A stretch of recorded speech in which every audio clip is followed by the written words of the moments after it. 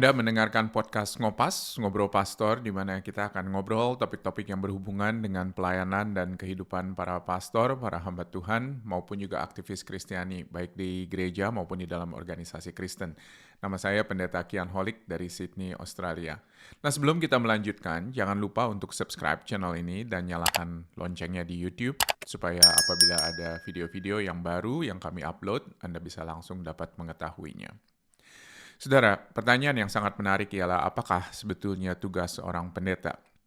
Banyak yang cenderung untuk menjawab seorang gembala, atau mungkin seorang konselor, seorang pendamping, seorang figur, bapak atau ibu, mungkin seorang juga yang memiliki karakter moral yang baik, yang menjadi contoh di dalam sebuah komunitas, dan tentunya yang secara khusus memimpin gereja. Tetapi apa sebetulnya yang dikatakan di dalam Alkitab? Saya ingin mengambil satu bagian dari 1 Timotius pasal yang ketiga. Pastor adalah sebetulnya seorang pengajar. Mulai dari ayat 2. Karena itu penilik jemaat haruslah seorang yang tak bercacat, suami dari satu istri, dapat menahan diri, bijaksana, sopan, suka memberikan tumpangan, cakap, mengajar orang, bukan peminum, bukan pemarah, melainkan peramah, pendamai, bukan hamba uang. Seorang kepala keluarga yang baik, disegani dan dihormati oleh anak-anaknya. Dari semua kualifikasi moral yang tadi kita baca, dan karakter seorang penilik atau penatua, pengajar, yang terpenting dan paling menonjol di dalam tugasnya di gereja, itu adalah seorang yang cakap mengajar. Pastor, apakah Anda seorang yang cakap mengajar? Ataukah Anda adalah seorang yang sulit mengajar? Ataukah Anda adalah seorang yang sulit untuk berhenti mengajar? Kalau jemaat Anda memberikan penilaian, kira-kira seperti apa sebetulnya? Seperti apakah kita? Apakah kita hanya seorang yang sabar, kasih, punya karakter, atau memiliki moral lainnya? Kita dipanggil untuk cakap mengajar. 1 Timotius 3 yang kita tadi baca, kita inginkan sebetulnya itu di dalam tim pastoral kita ketika kita meeting, ataukah di dalam ruangan gereja, ataukah ketika kita menulis renungan di warta jemaat, ketika kita memimpin pertemuan jemaat, memberikan lebih dari hanya sekedar nasihat pastoral, tetapi cakap mengajar. Sebuah kata sifat yang di dalam bahasa Yunani dipakai oleh Paulus bukan saja mengajar seperti kata kerja, tetapi suka mengajar, didaktikos. Itu adalah kualifikasi yang paling penting dari 1 Timotius 3 yang tercantum di dalam urutan ke-8 dari semua 15 kualifikasi seorang penatua. Satu-satunya kualifikasi yang membedakan pendeta penatua dengan diaken, yaitu cakap mengajar. Atau mungkin lebih baik lagi, cakap atau suka mengajar. Jadi ada sebuah kecenderungan untuk mengajar. Dan kemampuan pendeta seperti ini tidak boleh diminimalkan, tetapi harus dimaksimalkan. Dan jemaat tentunya juga merindukan tipe seorang yang tidak akan berhenti mengajar. Saat dia belajar, saya yakin dia itu mengajar. Dan saat dia belajar, dia berpikir tentang bagaimana dia harus mengajar. Nafasnya ialah mengajar. Kita mungkin mengatakan orang seperti itu adalah guru.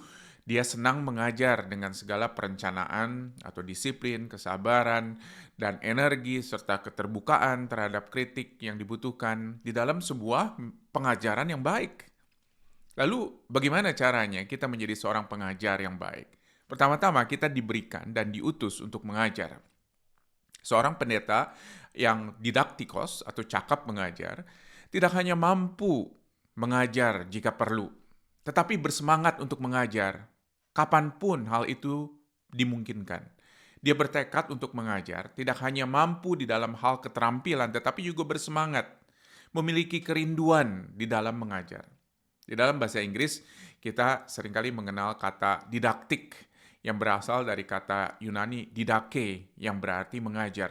Namun kita tidak mempunyai padanan kata yang sama dengan kata didaktikos, kata sifat.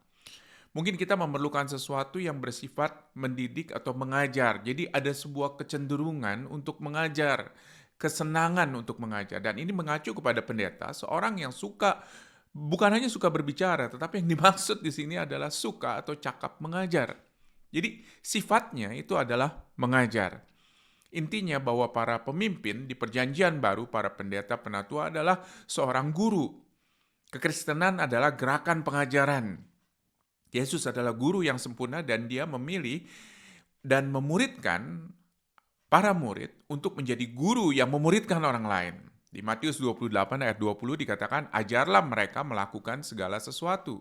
2 Timotius 2 ayat 2 katakan, apa yang sudah engkau terima daripadaku di depan banyak saksi, percayakanlah itu kepada orang-orang yang dapat dipercayai, yang juga cakap mengajar orang lain.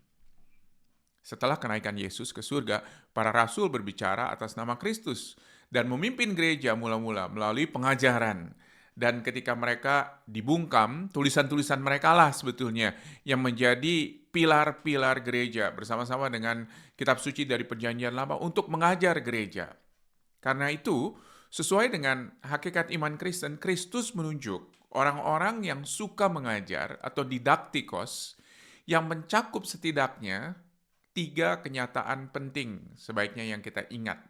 Kita mencari seorang yang diperlengkapi untuk mengajar, efektif di dalam mengajar, dan juga bersemangat atau memiliki natur untuk mengajar.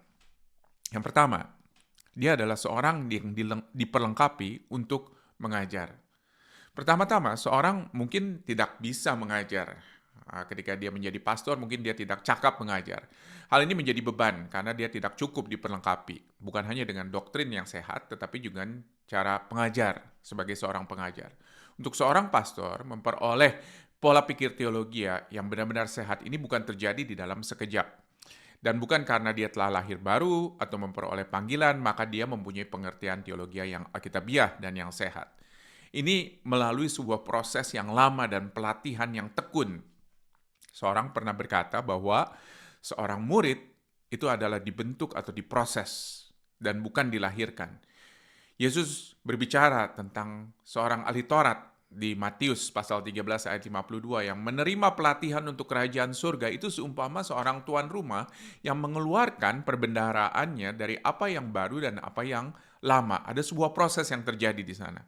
Dan ini bukan proses sekejap atau bukan terjadi sekejap. Seorang murid tidak lebih daripada gurunya. Kita baca dari Lukas pasal yang ke-6 ayat 40.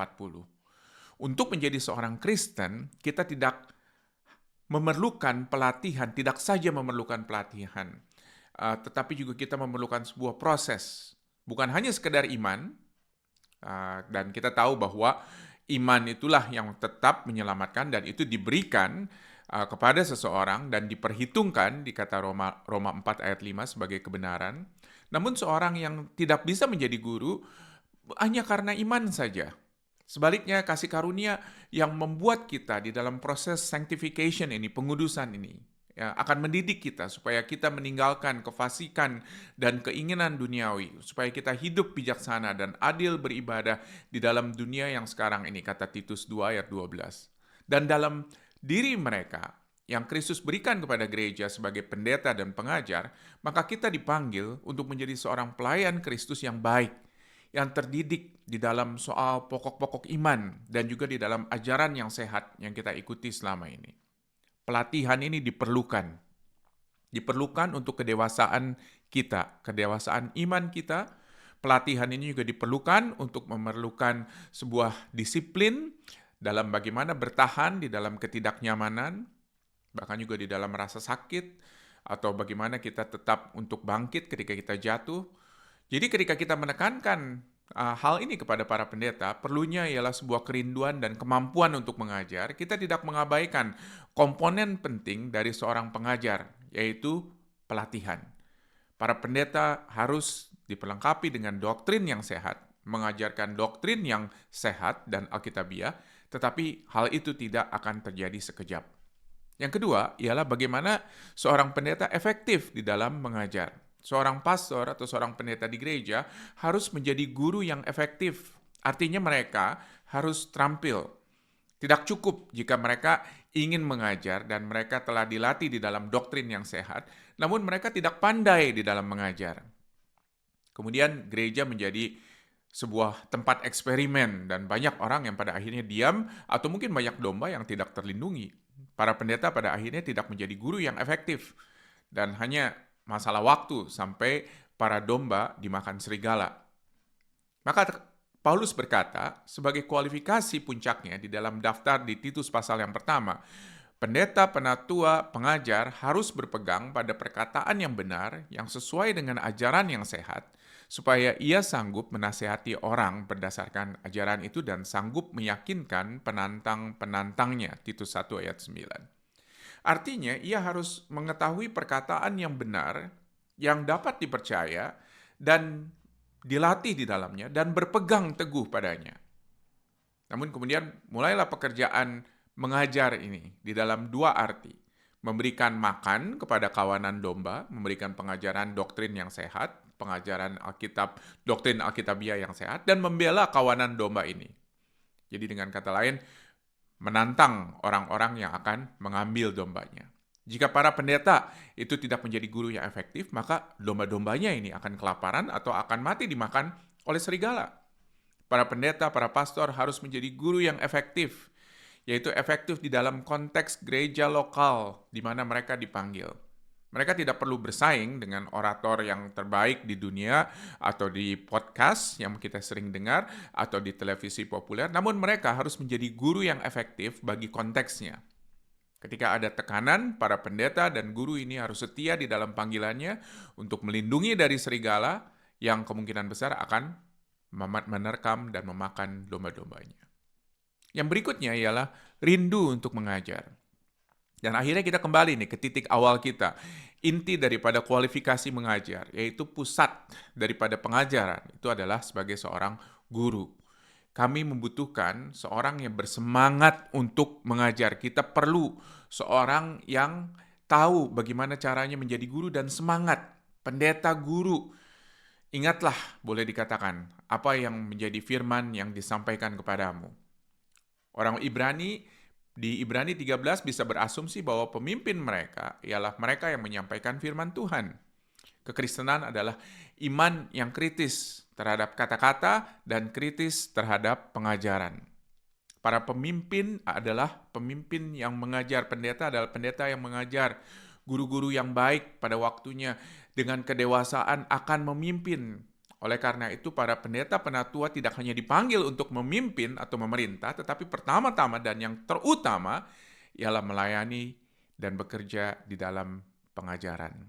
Dan jika kita di dalam pekerjaan tersebut pada intinya adalah pekerjaan mengajar, maka kita harus merindukan orang-orang yang mau dan bisa mengajar. Orang-orang ini harus sangat ingin dan rindu untuk melakukannya. Orang-orang yang memiliki sifat mendidik seperti ini, berpikir seperti guru dan bukan hakim.